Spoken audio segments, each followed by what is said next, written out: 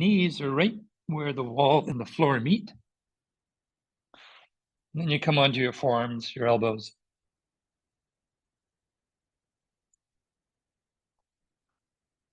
You can walk the elbows a little bit out in front of you. Probably best just let the head hang down here, relax the neck. But if that's too much, you can support the head into your hands or rest your head into a block.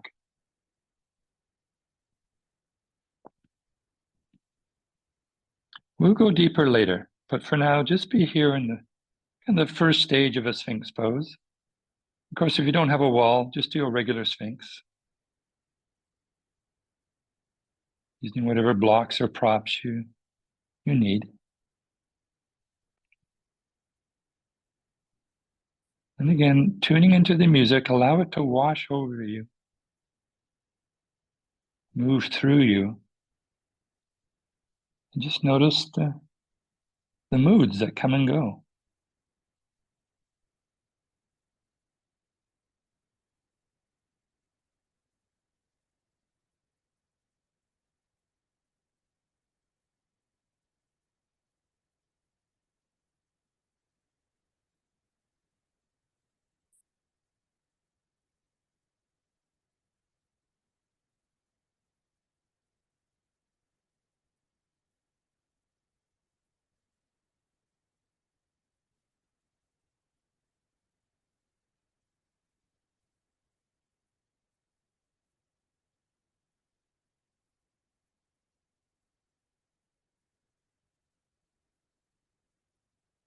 Now for the track 1 and 2 students, you're welcome simply to stay here.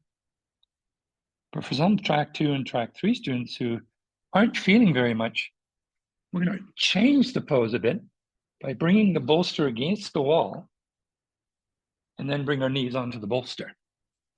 So instead of bringing our arms onto the bolster, which we normally do, having the knees on the bolster creates more of an extension through the hips.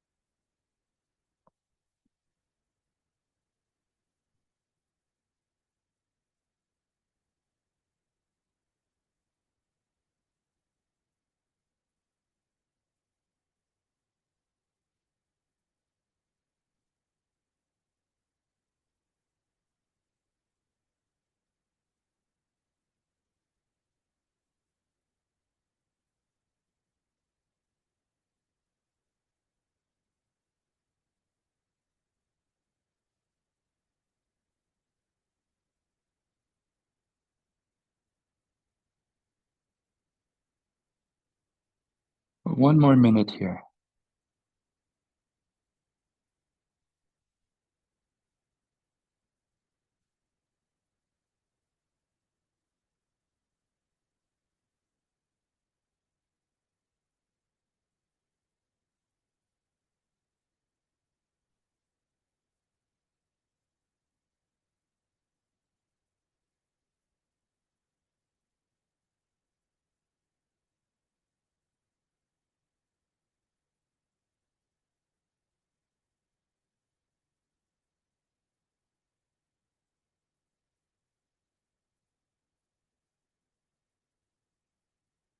Now, for many of us, this is a pretty deep back bend. You can feel that stress right in the lower back.